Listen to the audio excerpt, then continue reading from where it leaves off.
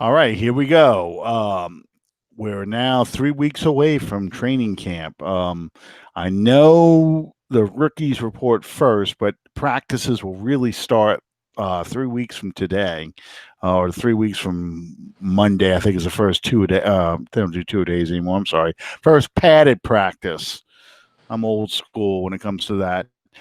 So we're that much closer to the season. Welcome everybody to another exciting episode. I'm your host Alan Orr. Sorry I was not available last week. Went on vacation. Went to Gulf Shores. Thought I'd have really good internet. Didn't work out that way. I didn't bring certain things with me I needed to bring to make sure we had a good broadcast. So regardless, I didn't want to take a shot of dropping in mid conversation like last time and not having the best Wi-Fi in the world. So I thought it was best that we skip and then pick up this week. Not that there's a whole heck of a lot going on right now, but anyway, the season's coming. How you doing tonight, Sean? My co-host, Sean Williams. Well, luckily I remembered my clothes because I came to the studio with no Buck, headphones, buck no naked. jersey, no glasses. So I'm sitting here looking at the live chat right now, going, What did they? What? Want to Yeah. thank Fan First Productions for being our sponsor. We want to invite you guys to subscribe to our show on iTunes and on YouTube. And I want to take a minute to wish a very, very, very special happy birthday to Angie Nemick. Today is her birthday. So happy birthday, Hap- sweetheart. Happy birthday, Angie. Uh, Let me see. I want to thank everybody in the area that participated in our big block party and made it such a success the other night. Every once in a while I'm here during business hours, and people tell me, "Hey, I see you on the podcast all the time." Hey, okay, thanks. Uh, so what's going on in the wonderful world of New Orleans these days? It's hot, damn hot, real hot. Uh, Actually, because I'm involved in the marine industry, the big thing that's going on right now is it hasn't rained here in about 2 weeks now. Okay. Um, and I've been saying, man, my yard looks burnt and it looks like crap and everything else. And um, I really could use just a couple of good afternoon thunderstorms just to kind of water the yard and bring it all back. Not that I'm dying to cut the grass. Well, be careful what you ask for. Apparently, there's some kind of low depression, low pressure system getting ready to drop into the Gulf, and they're talking about possibly turning into a hurricane and maybe hitting South Louisiana or Texas. So yeah, I don't want that kind of rain. I just want afternoon thunderstorm, and that's it. Be done with it. I don't need all that crap. New Orleans, the only place that the Gulf comes to you. Yeah, I know. I know. Just be careful what you ask for. Uh, you know, there's like you said, there's not really a plethora of news and notes coming out of not just New Orleans but the NFL at this point in time. Uh, No, and that's good news because usually the only kind of news that's going on right now it's bad is news. yeah, someone got arrested, someone got shot, someone got in a car accident, someone broke their foot working out at home, things like that. That's the only thing that goes on this time Or of year. uh, if you're JPP, you were celebrating the 4th of July and you lost half your hand. Yeah. I saw a meme on Facebook the other night. It had a picture of one of those M80 firecrackers, and it said, "Just think, tonight is somewhere in the world. Tonight is the last night that somebody will have 10 fingers." Yeah. Fortunately, yeah, I was in Gulf Shores, so it wasn't too bad. I mean, you have fireworks and stuff like that, but nothing too ridiculous. Yeah, some idiots out there blowing up fireworks the weekend before the 4th. It was like June 29th, June 30th. And then I saw a really funny meme. Guy says, man, I can't believe somebody's still shooting fireworks off on July 7th. One of them almost set my Christmas decoration on fire. They'll about 2 weeks ahead of time. They'll set up the fireworks stands here in town, and all these idiots Joe start. Dirt setting up his fireworks stand. All these idiots will start collecting over a 2 week period, and it sounds like the Civil War has restarted in the neighborhood over there. Of course, they don't use them during the day, thankfully, and I sleep during the day, so it works out better in that regard. But my boss was walking across the street right out here the other night. He said, "Hey, I got a game," and you could hear the fireworks, boom, boom, boom, boom, boom. He said, "Hey, I got a game. What's fireworks and what's gunshots?" Yeah. That was actually an issue in New Orleans. Well, it still is an issue. That was a serious thing. In New Orleans. Yeah, there's some idiots shooting machine guns and God knows what else in the air on New Year's Eve. They even had a PSA running about bullets come down. Had to remind people when you shoot stuff in the air, the bullets are coming out at the same velocity. Now they have gravity thrown into it. So, yeah, rednecks don't only live in the suburbs. They live in the backwoods. They live in the city too. Yeah.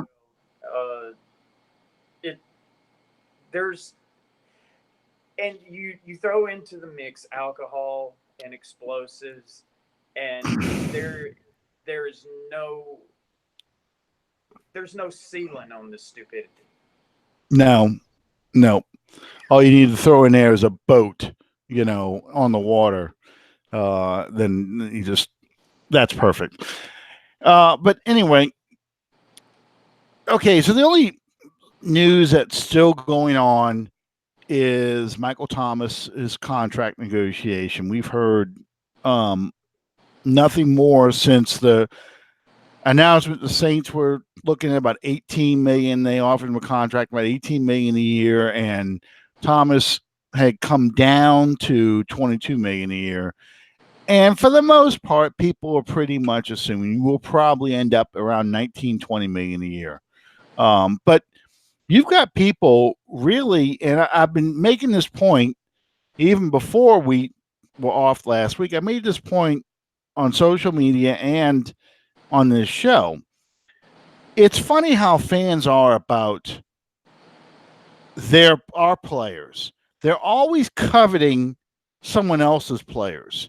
So they're always like, and I even threw it out one time. I said, listen, if this were Khalil Mack or Aaron Donald, would you pay them $22 million a year?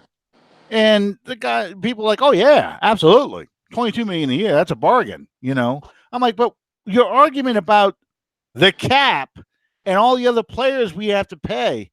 Yeah, but Aaron Donald's defensive player of the year and he averages so many sacks and does this and does that. Or Khalil Mack, he does this, he does that, but it all boils down to those are better players than the players we have. Because, and I've seen it over and over again, I'm kind of throwing some of this out in these little history things as I break down each Saints season. I'm up to 1993 right now. But, we'll be doing 93 tomorrow, I should say.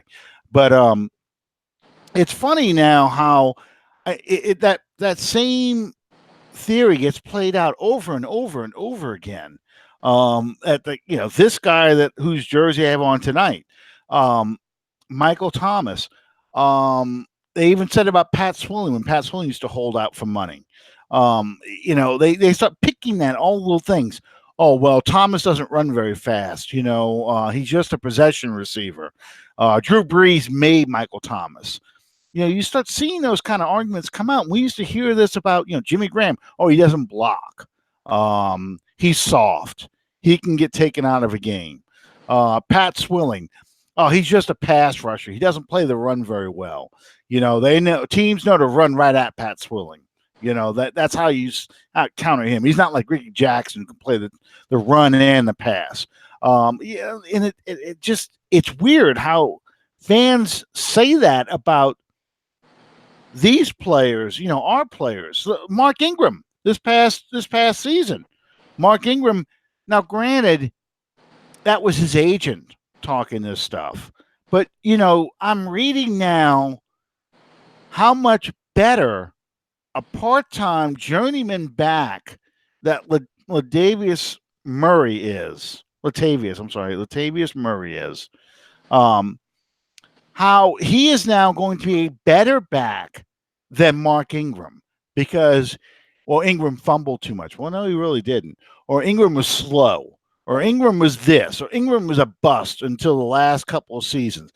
When Kamara showed up, Ingram got to be better, which isn't true either. But, it's just weird how Saints fans do this. Do you see this? I mean, do you notice this comes? All the time.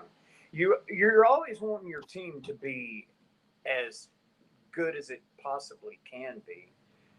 But by and large, I find that not just football, but I mean, you could say the same thing in basketball and in baseball as well. You got two basic groups of types of fans. You have those that know what people tell them, basically. They're not going to put in the time and put forth the effort to get in there and learn why the team does this, why this happens, how that happens. How they get in there and they learn, and that's how you differentiate between those two groups. The ones that are willing to put in the time and learn the game and learn why a organization will take a hardline stance, even if the player is a really talented guy, like an all-pro or something, why the team is willing to say, okay, we're not going to go that far for you. And the ones that don't do that, basically, their opinions are what ESPN, NFL Network, you fill in the blank, tell them that it is. And those people are aggravating beyond belief. That's about the nicest way I know to put that. Because they're stupid. I wasn't gonna go that far, but Well, well, let's take an example. Educated. Stupidity stays stupid.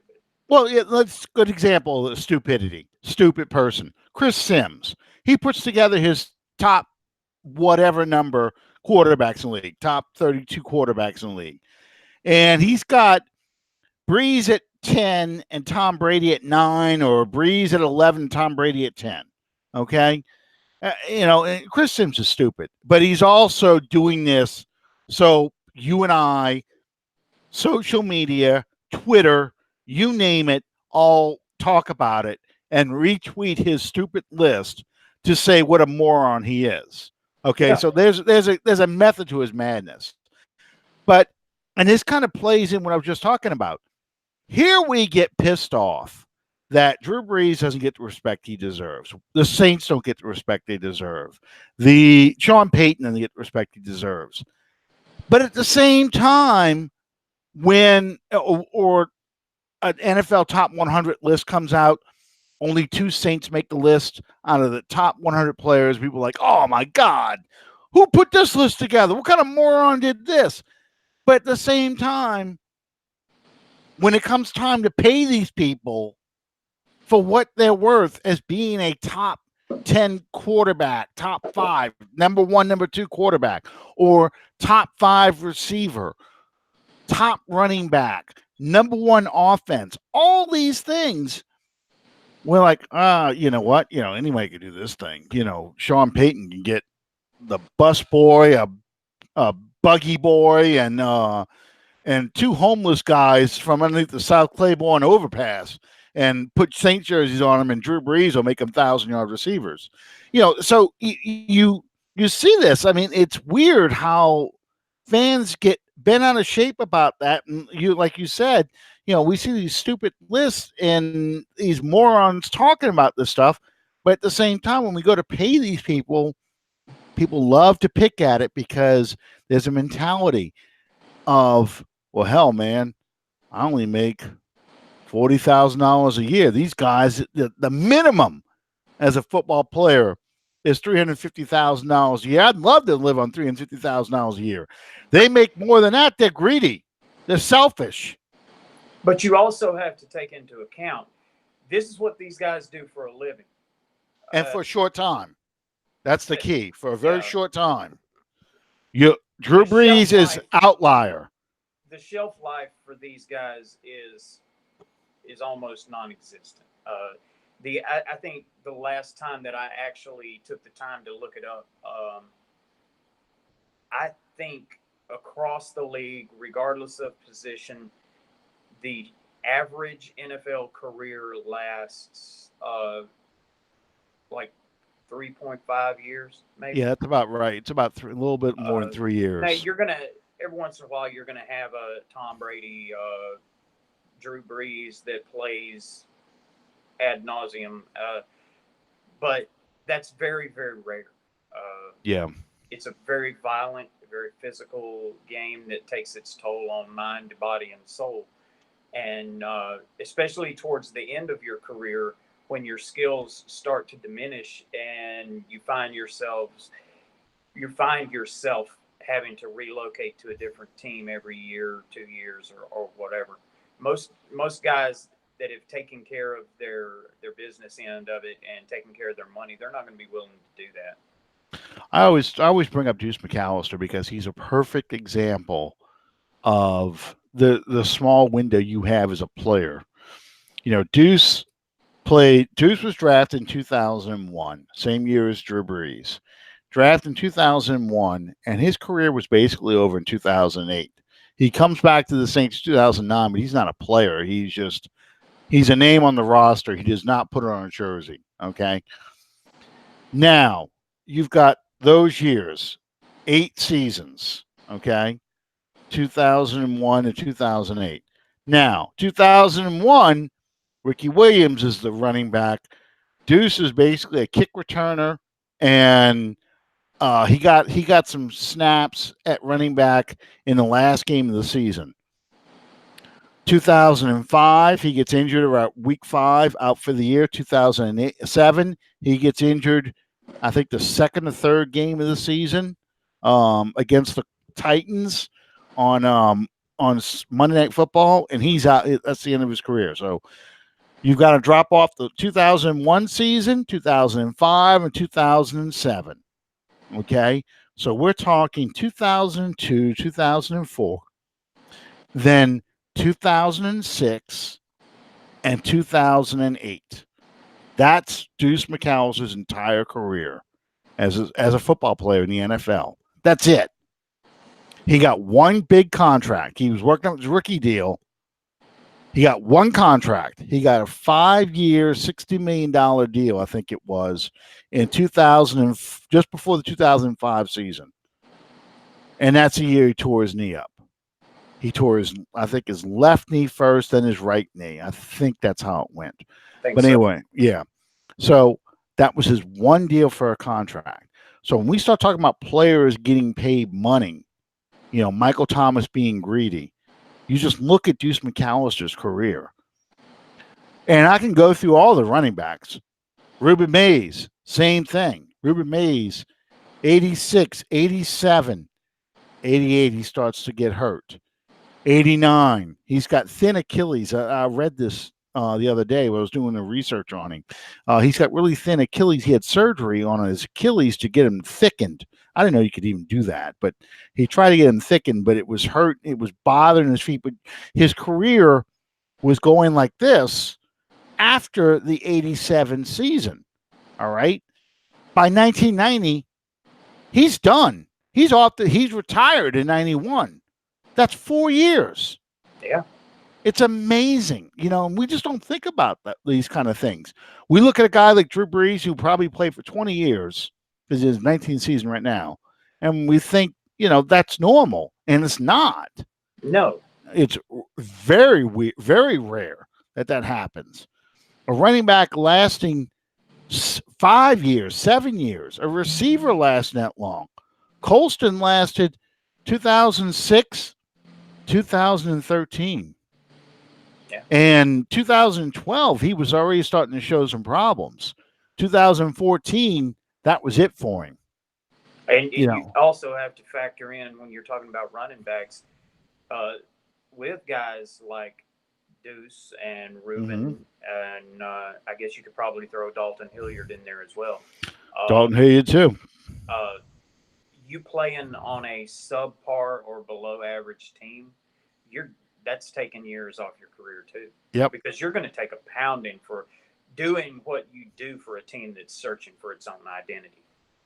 Yeah, and you know, and I think about the time when they did that. They followed Jerome Bettis around. I think it was one of his last years with the Steelers before he retired, and they followed him around for his week preparing to play a game. And he was, by this time, he had played for long enough in the league that he was getting practices off and things like that.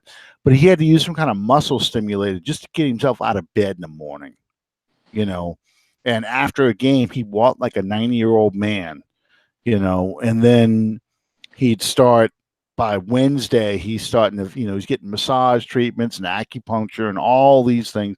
They put him in that chamber, all that kind of stuff, just so he was in good enough shape to come in and run on Sunday, you know. And we just don't think about that when these guys, you just expect them to go out there and just play, and then we get pissed off when they're hurt, you know, or they're milking that injury, or they're soft, or they're tender, or whatever. And you know, I had a football player tell me one time, it's the equivalent for running backs, especially. It's the equivalent of being in 7 or 8 car accidents in a single afternoon. You know, because you get thrown around and jarred around so much from hits you don't see coming. You know, even if you see it coming, you brace yourself for the impact, you know, and your body, after so many hits, your body stops being able to respond quickly. You know, when I was a kid, and I'm sure you were too, when you were a kid too,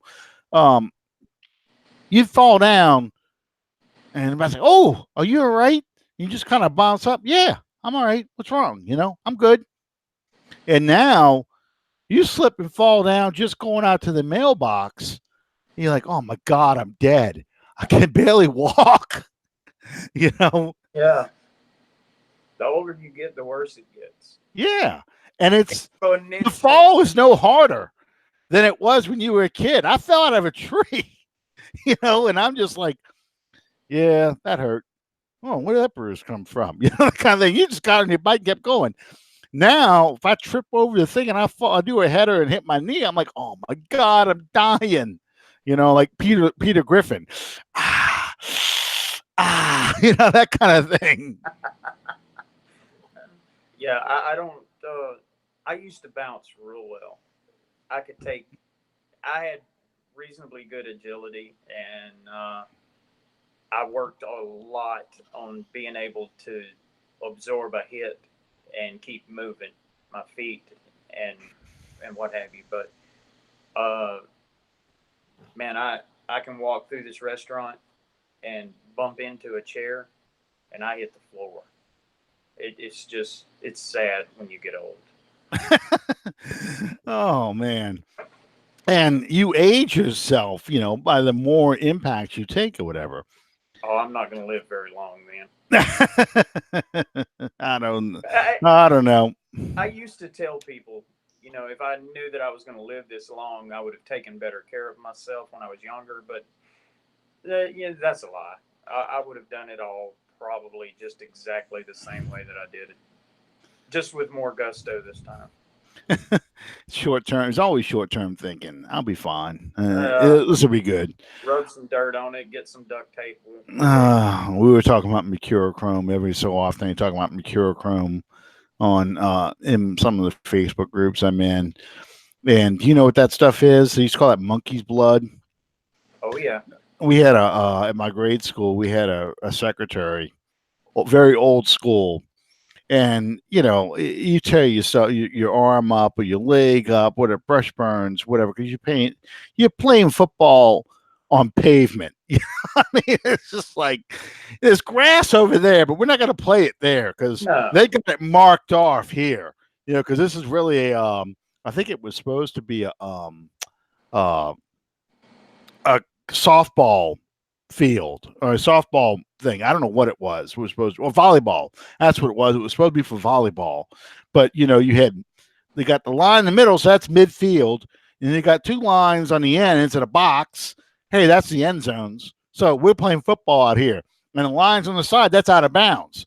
So we're gonna play football on the pavement right here where they play volleyball. So yeah, so you go up there for a pass, and you're not even thinking about it. You just jump up and get it. Well, you slide and tear your leg all up. Well, this lady, her name was Miss Dot, and I'll tell you a true story. She was an old woman. They always had a cigarette in her mouth. I'll never forget that. She's an old woman. When I was in school, I was in first or second grade. I come back to New Orleans, and I'm going to register my kids at the same grade school I went to. And when I get there, Miss Dot is still there. And I'm thinking to myself, my God, you're still alive. And she didn't remember me because, I'm just a face among 1,000 kids that have probably passed through that door from the time I left that school to becoming an adult and having my own kids. But I kept thinking about, she would, whenever you would do that, she'd take you off to the side in this little storage closet where she had these medical supplies, that probably go back to the 50s. And the first thing she grabs is mercurochrome. And she start putting that shit on you like like a paintbrush. Yeah. And that stuff's got mercury in it. So it's burning. And she's like, oh, that's just, yeah. She's like, oh, that's just getting the infection out. I'm watching white pus form and all this other stuff. I'm like, and she's like, oh, no, that's what it's supposed to do. So I'm going to die of mercury poisoning because I've scraped myself up more than enough times to get mercurochrome dumped all over me. And yeah, I know you Creemulsion cough syrup. I don't know what the hell that was. That bottle contains creosote. I don't even know what the hell any of that is. All I know is the bottle she had, if you were sick and needed something, the bottle she had no label on it. It was a generic medical bottle, that plastic bottle. Now I'm going back to the days where you didn't have to use the, you need a physics major, or in understanding how to put your hand down and rotate to get the thing open. No, it was just a regular screw-on cap. Yeah. Because this is pre-Tylenol scare days and all that other stuff. So the medicine was easy to get to. Yeah. But yeah, that was her medical supply. It was probably surplus left over from World War II, for all I know.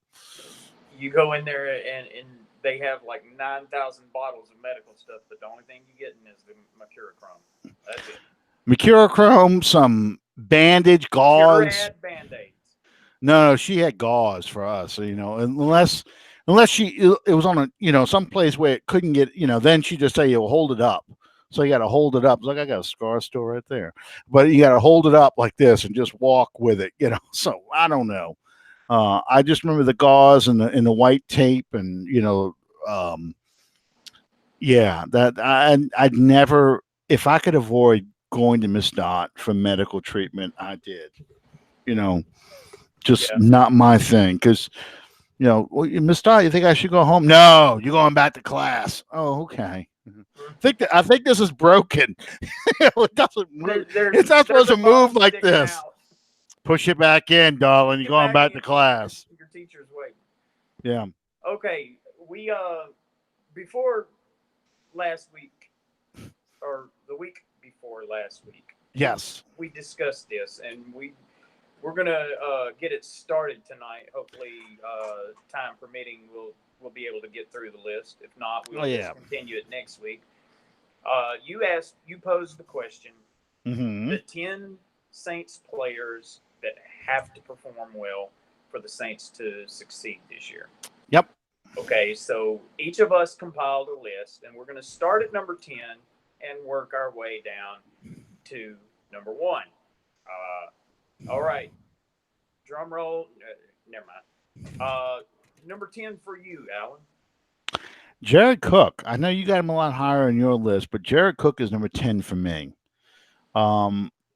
Because, and I know you're going to repeat a lot of this when you talk why he's more important, but I have him at 10 because I don't know. The tight end position has been on a decline since Jimmy Graham left. That's no mystery. That's no secret. Okay, it's been on a decline. Ben Watson only got 2 touchdowns last year, and I know exactly the 2 games he got him in. Because it was the Ravens game where he caught the 500th touchdown pass of Breeze, and the Rams game where he announced that his wife was pregnant, which wins. Yeah. Okay. We haven't had any real production out of a tight end, and it's been no coincidence to me, at least. If you look at the statistics when it shows you how efficient the Saints are on third down, if you trace the decline in the tight end production to the decline in our third down efficiency, I think you'll find a direct correlation between the two. So I have him at 10, though, because a tight end should be, in this offense now, the 4th option. Maybe first option on third down, but he's the 4th option when it comes to the passing game. I've got Michael Thomas and Alvin Kamara. Is somebody shooting in your neighborhood? No, they just walked really close. Okay. All right. So anyways, I got, clearly Alvin and Kamara and Michael Thomas are 1 and 2 on there. And then I need to see something else out of the wide receiver position. I don't have, I'll be honest with you, I did not put any other receivers other than Thomas on this list because I don't know how that's going to play out yet. So we don't know any other. Yeah, exactly. So he would be, that receiver is number 11. So, but we need at least Ted Ginn Jr. to take the top off of a defense, or some speed receiver take the top off of defense. But we need the third down. I mean, we need Cook to be our third down guy, red zone guy, someone to attack the middle of the field. Yeah. My number 10. Oh, and I agree with everything you just said, by the way. My number 10 is going to be Marshawn Lattimore. Okay. He is going to have to. I think that you and I both agree that he kind of took a step backwards last year. Yeah. Both he and Marcus Williams. Not Absolutely. As much as Marcus Williams, but he's going to have to step more into a leadership role in this defensive secondary. And if he gets hurt, that could be a really bad thing for the Saints. I agree. Absolutely. My number 9 is the man that you just mentioned, Michael Thomas. Wow. I put him 9th because I don't think it's going to be so much if he has a big year. I believe that he's going to remain consistent. The only scary thing is if he should get hurt. But I do believe that for the very reason that you just mentioned, we don't know anything else about the wide receiver core. And just going from what we had last season, it was Michael Thomas and everybody else. Mm-hmm. And we really are going to have more production from other people. Oh, yeah, absolutely. I agree totally with that. My number 9, I'm going to put them both in this thing together because, I'm going to sound like, Matt Stanford here, but Brown and Mario Edwards Jr., the 2 defensive tackles, we were so good against the run last year. And not having Sheldon Rankins for at least the middle part of the season. We've lost Onyemata now officially for 1 game, which I'm okay with. We can scheme around that for a game. Did we get to pick the game? No, unfortunately, we don't get to do that. But it's Houston Monday night. I can deal with it for a game.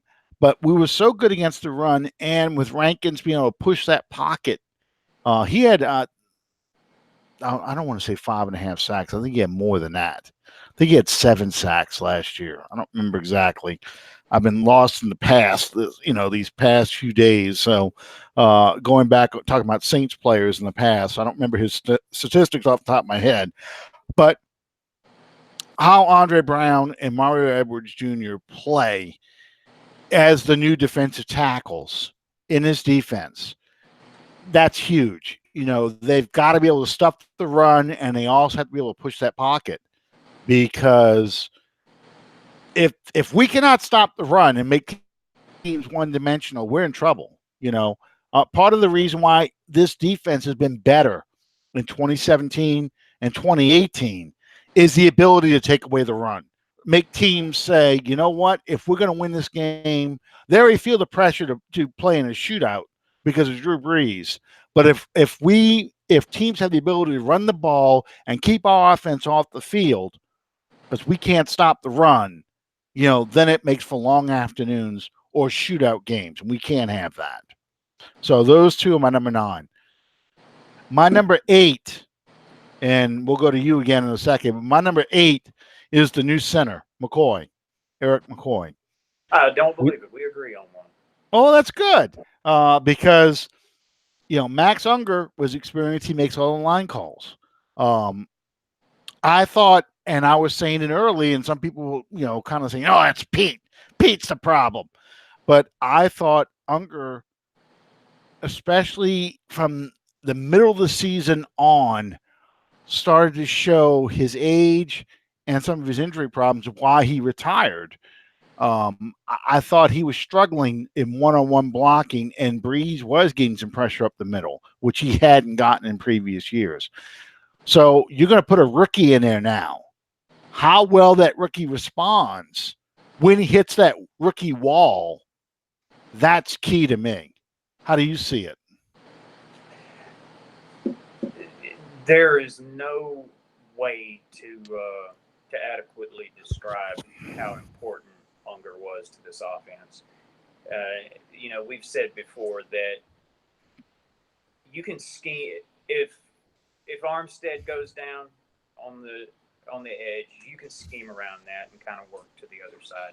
If one of the guards goes out, you can kind of scheme. There's no way to scheme around not only the center of your offensive line, but the guy that calls your plays for the offensive line as well. It's going to be very, very important for this guy to be on his game immediately. Because I don't think that any alternative that we have is going to be a smooth transition. No, not at all. Not at all. I mean, we traded up to get this guy, best center on the board. We need him to have a good year. Who's your number 7? Just mentioned his name, Mr. Armstead. Toronto. Okay. At offensive tackle. He hasn't, to my knowledge, he hasn't played a full season since he got here. Nope, he has not. Every time someone describes Teron Armstead, it's usually always the same way. When he plays, I hate having to say that about maybe one of the best offensive linemen that this team has ever seen. When he plays, he's phenomenal, but he's not playing enough. We need him healthy. We need him in the lineup. I agree. I have him at number 7 as well. In fact, I cheated again. I stuck him and Pete together because they both have had injury problems their entire career with the Saints. And when those two are healthy and playing side by side, you've got a hell of a left side. You really do. You've got a mauler, a road grader in Pete for the run game. And you've got probably the most athletic tackle since Willie Roaf in Armstead. And to me, the decline when this team started to have problems, it's not long after Armstead got hurt. He got hurt in the Bengals game. That was a week after the Rams game. You started seeing when Bushrod came in, the longer Bushrod played, the worse the protection got. Then when Pete got hurt, or Pete started getting hurt again, you saw that decline on the whole right side of the line, and then it was just like dominoes. Yeah, and then Unger got hurt. Yeah, well, Unger's struggling too. So now we've got 3 that are not playing well. And then next thing you know, it's a Dallas game. You're like, what the hell is going on? How come we can't block anybody? Well, it's a domino effect. So, yeah, those two together, McCoy, Pete, and Armstead, that whole thing, that's key. Yeah. If we're going to win 10 or more games, those three have to not only be healthy, but play at a great level. And, if we start getting a revolving door of injured players and, now Tom's coming in and Clapp's coming in and you've got Pete kicked out the tackle and, that's chaos. That's a disaster. Absolutely. Okay. So who do you have at 6? Ryan Ramczyk. Okay. He is gonna have to anchor down that right side, because I think, if I'm not mistaken, Kamara works better to the right. Ingram pretty much could be the battering ram to either side or up the middle. I think if you'll go back and examine it, most of Kamara's big plays work to the right, and I look for that moving forward. Also, you could almost say a perfect rookie season. Mm-hmm. You're going to have to make that a springboard and not a period at the end of the sentence. Well, I don't have him on my list at all because this is how confident I am in this kid. The fact that you don't hear his name get called for holding calls or offsides, false start, anything like that. That's just amazing. They just dropped him as a rookie, and we're a right-handed team right now. Like you said, Kamara is prefers to go on the right side, and it may be because those two guys, Warford and Ramczyk, have been healthy, and that's consistent on that side. But yeah, if something happens to him, we're in trouble. My number 6 goes back to you, number 10, Lattimore. I like you said, I think he took a step back last year compared to his rookie season. I need him to be more of that shutdown corner that he was.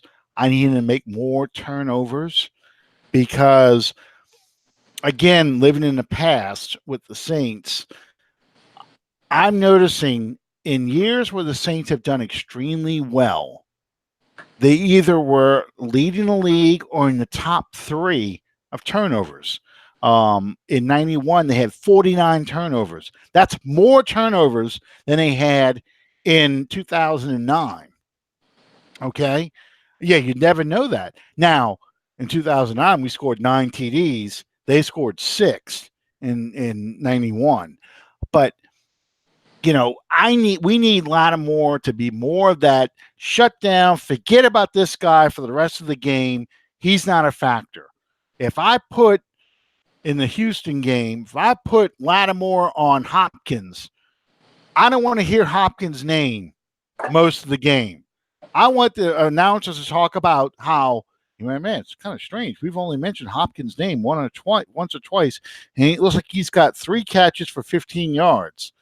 That's the kind of game I want Hopkins to have. I want to make them go after Apple, where we can roll the coverage that way because, or they have to move Hopkins around to get him the hell away from Lattimore. And that's what we need to have all season. So that's what I want to see out of Lattimore.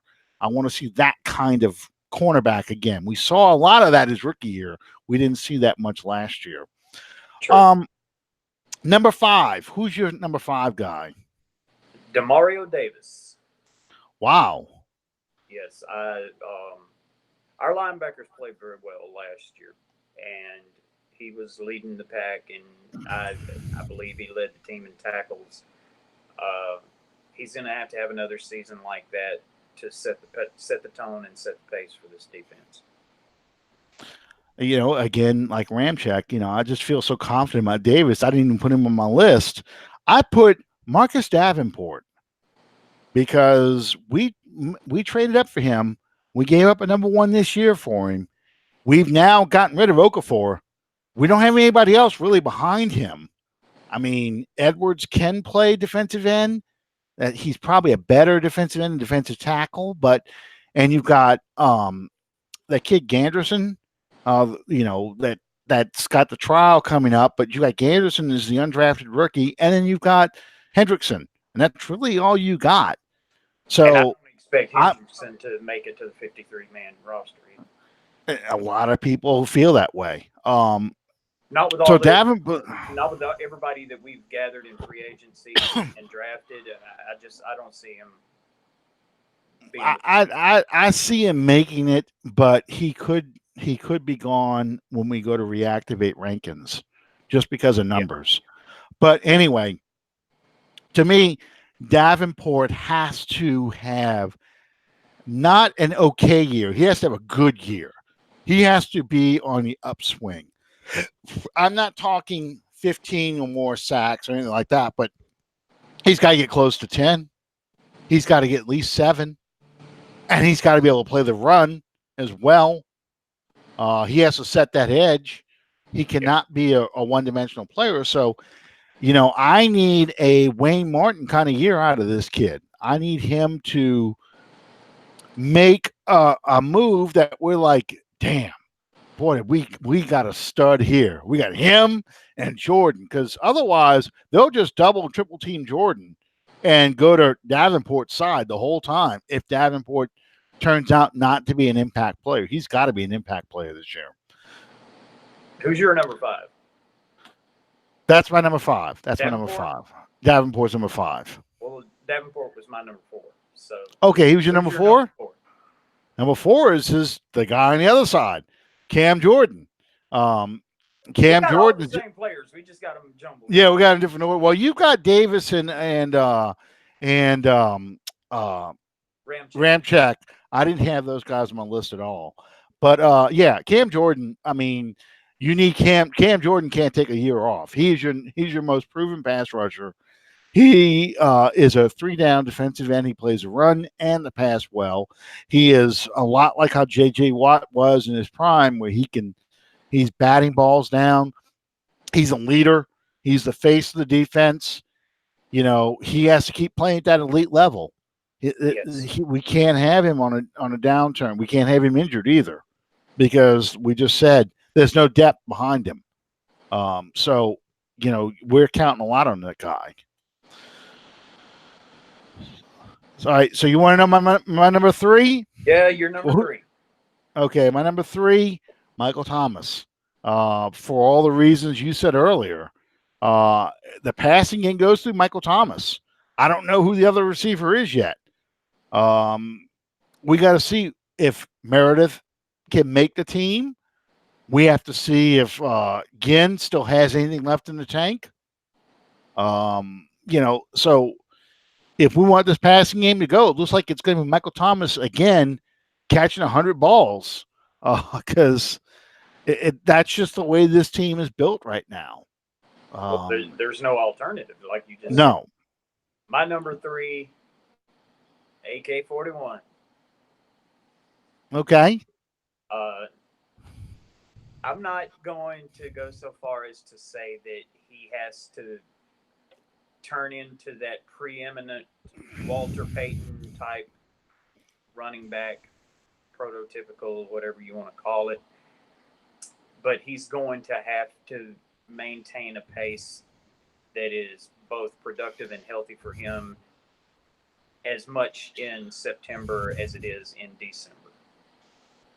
I got him at 2, and I had him at 2. But you already got my number 2, so.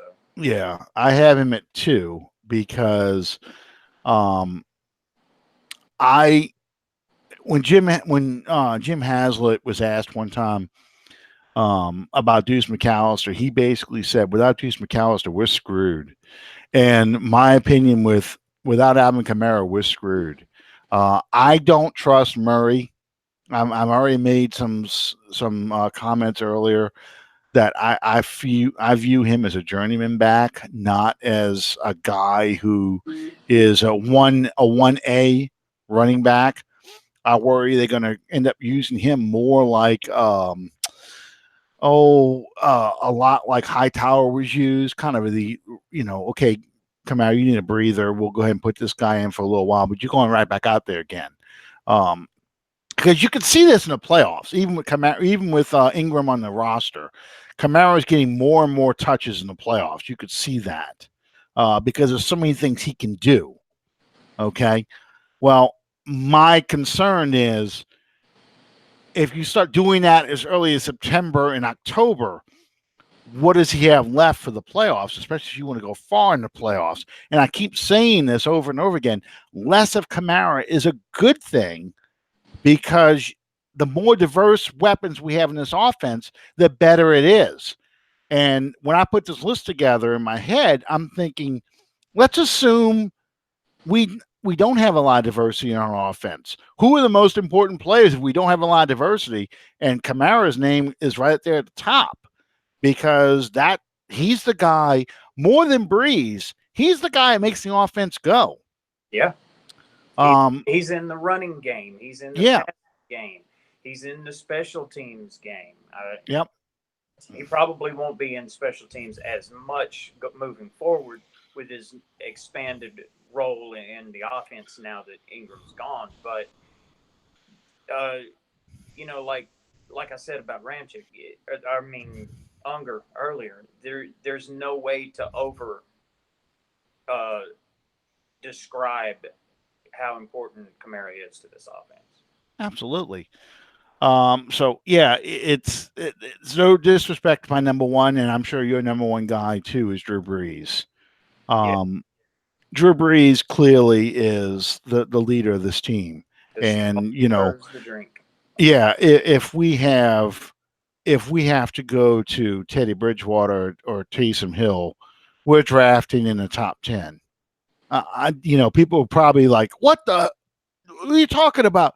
No, I'm just telling you, if Brees is out for any length of time, with the team, the way the team is built right now, and you had to go and you haven't changed the offense because the offense is Brees centric as far as the passing game and his ability to diagnose defenses. If you had to go to Bridgewater, God forbid, Taysom Hill as your starting quarterback, this team is going to be lucky to win 6 games because this is Brees' team. We have not turned it over to somebody else yet.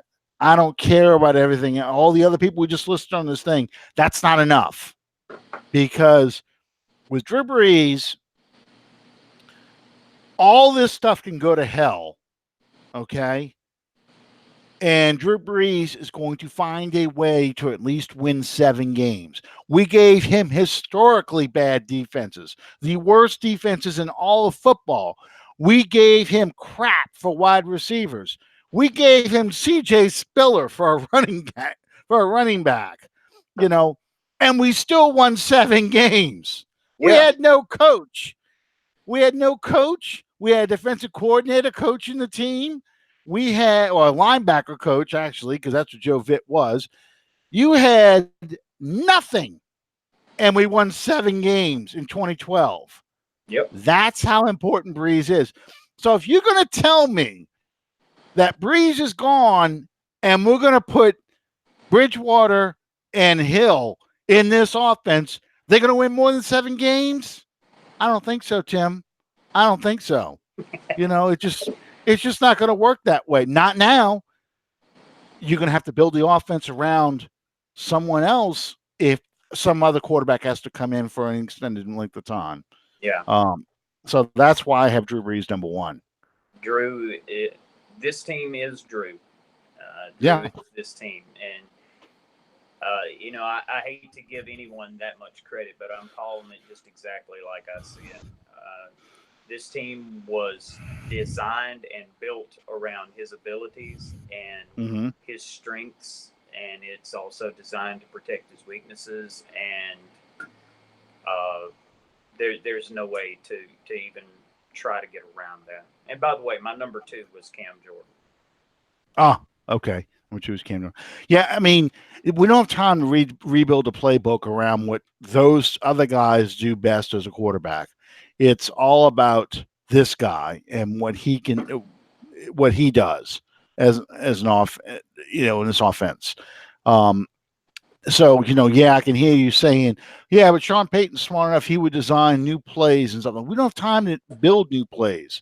They're going to run what they do best, and what they do best is what Drew Brees does best. So that's why I say that this team will be lucky to win 6 games if Brees is out. You know, the way it's built right now.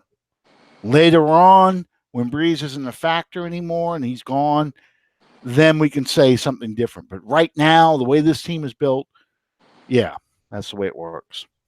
Okay, it's fixing to kill my. I see that. I'll be right back if it cuts me. Or when Okay. It cuts me. There you go. Well, it's just about that time anyway, believe it or not. We've managed to go a whole hour.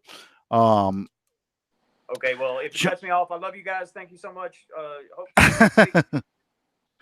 Hope well, hopefully it doesn't cut him off.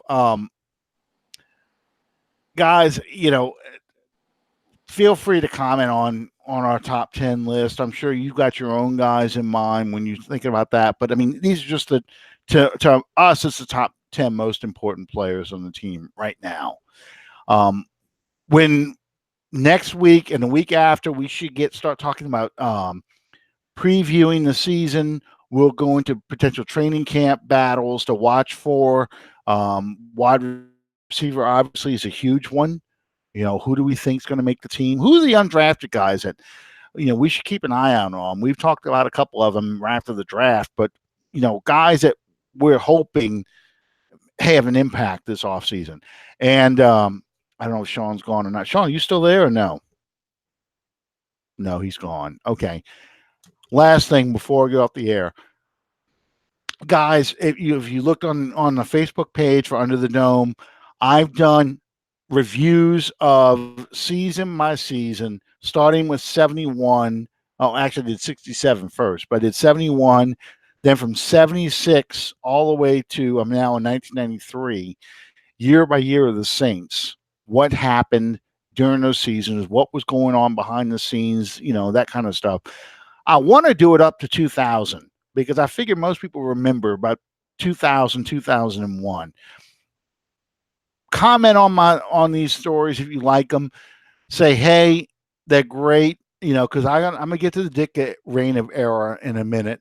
But if you want me to go past 2000, let me know. I'll try and put as many of these highlight videos as I can find on there. I've got a lot on VHS videotape. It looks like crap, but I can put those up there as well. So if you want me to go all the way up to 2005, I can try and do that too. Just let me know. Let me know what you think of these things. I enjoy writing them because unfortunately I lived most of this stuff. Anyway, Sean's gone. Thank you guys for joining us tonight. Like I said, we're now 3 weeks away from beginning of training camp. Hopefully we'll have some more to talk about those things. We'll talk about 10 players next time. We'll try to a top 10 list of the least important Saints players. No, top 10 players who had the biggest question marks coming to the season. And we'll talk about that next time on Under the Dome. Thank you guys for joining us all. Sean says, thank you guys. Love y'all. Glad y'all watched us tonight. And we'll see you next time on Under the Dome. Good night, everybody.